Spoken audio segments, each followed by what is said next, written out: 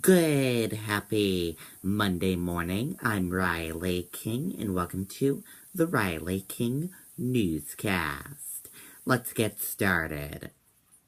First up, march held in support of Clean Election Act in New Hampshire. Let's take a listen to this video from WMUR News 9, Tim Callery. Imagine a great education with over 60 career-relevant programs and a full campus life to engage, inspire, and prepare you to better yourself and your world. Envision the future you really want at NHTI. Visit our open house July 20th from 4:30 to 6:30 p.m. Well, Sharice, the rally started over in Kittery, Maine, before coming to an end here in downtown Portsmouth. Participants using Maine's Clean Election Act as an example of what they would like to see happen here in New Hampshire. Now, today's rally was put on by New Hampshire Rebellion. The group says they focus on removing big money from politics. Participants who were here at today's rally say they want to see more citizen-funded elections rather than outside money coming into the state.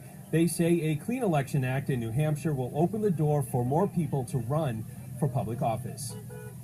Our neighbors up in Maine have taken that big step of getting rid of the big money system and going to citizen-funded elections instead.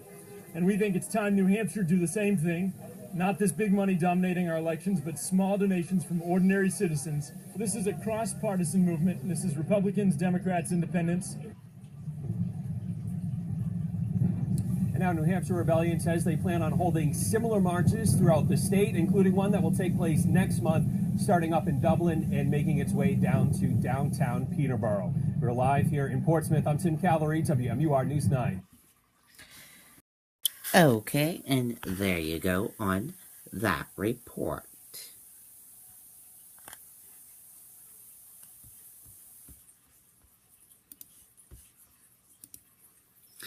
Police investigate crash involving skateboarder. Let's take a listen to this video from WCVB Boston.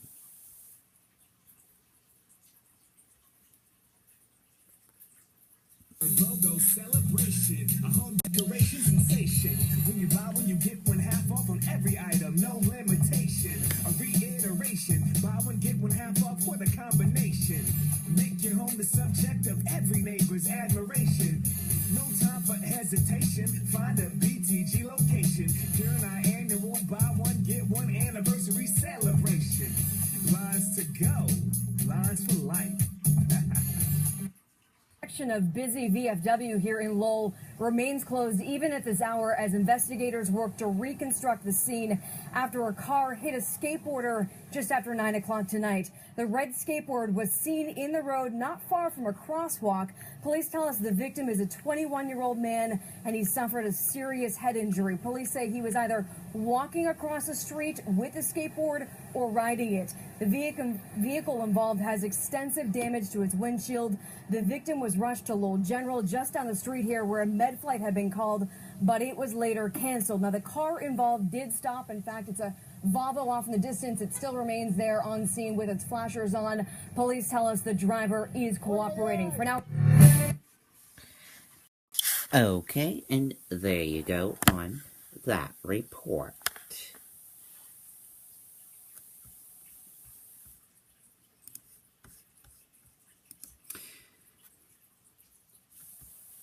We're following some breaking news.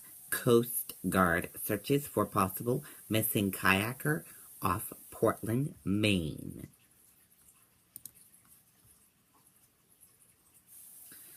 The U.S. Coast Guard has suspended its search for a possible missing kayaker near Fort George's late Sunday night into Monday morning.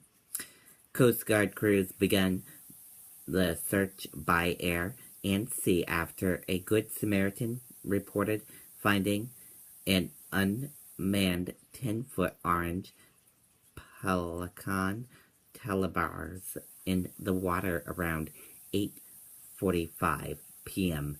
Sunday. A bag containing a watch and a damaged cell phone was found inside the kayak. The kayak was not labeled with contact information, and Coast Guard say there are no correlating reports of a missing person.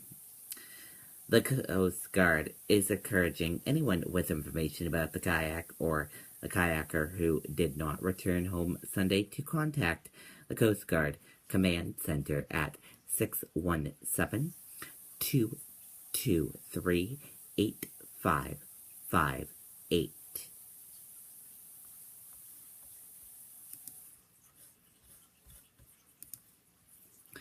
Trump Jr. met with a Russian lawyer after she dangled information that could help his dad's campaign.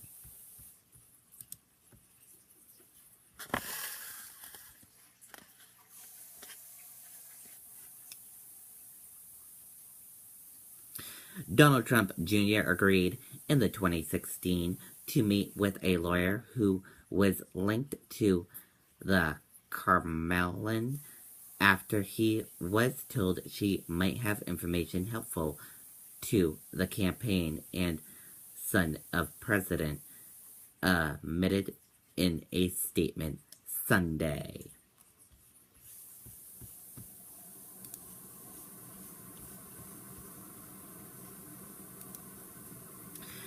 Donald Trump Jr., Russian attorney, offered info on Hillary Clinton during campaign. Let's take a listen to this video from ABC News.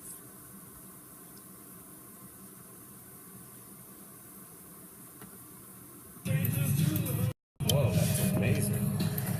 Hey, on the internet. I know a bunch of people who would love that. The internet loves what you're doing. So build a better website in under an hour with GoCentral from GoDaddy. Type in your idea, select from designs tailored just for you, and publish your site with just a few clicks, even from your mobile phone. The internet is waiting. Start for free today at GoDaddy. We begin tonight with a developing headline involving the president's campaign team and a meeting with a lawyer tied to the Kremlin just before the election. Late today, the president's son, Donald Trump Jr., releasing a statement revealing he was led to believe the attorney had information helpful to Trump. That information, Donald Jr. says, was about alleged connections between Russia, the DNC, and Hillary Clinton. This leads to the question, were some in the campaign willing to accept Russian help? The statement comes as President Trump is back home from the G20 and back on Twitter, claiming he strongly pressed Putin on Russian election meddling during their face-to-face, and proposing a partnership on cybersecurity with the Russians that has some in his own party outraged. ABC's Gloria Rivera is at the White House. Tonight, ABC News learning why President Trump's inner circle says they ended up in a meeting with a Russian lawyer with ties to the Kremlin at a critical time in the presidential campaign.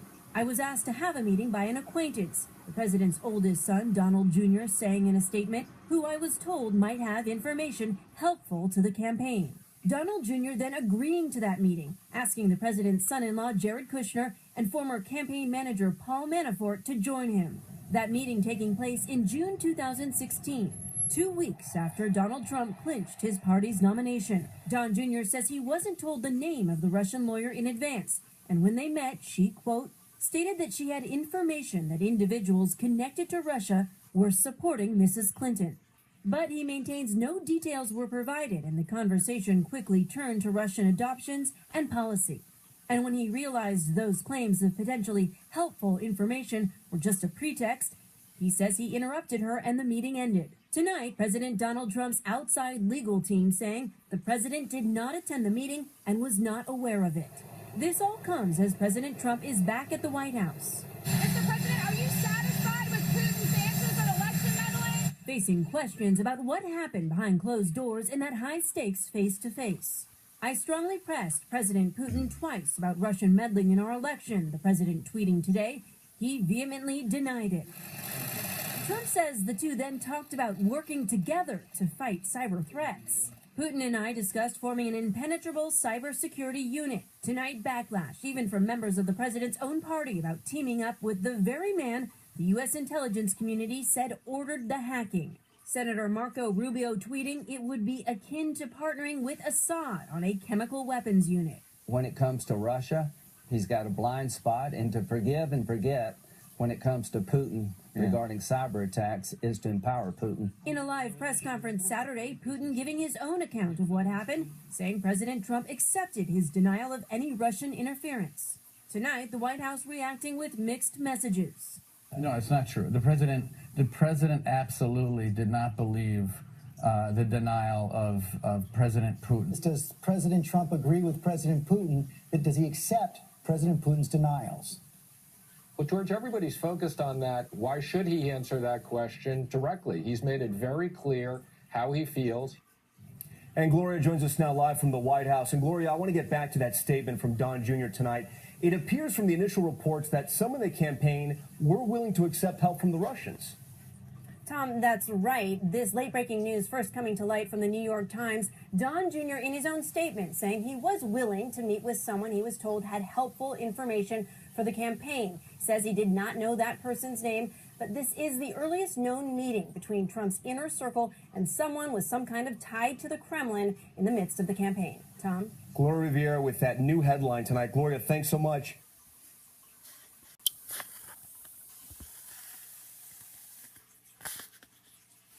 Okay, and there you go on that report.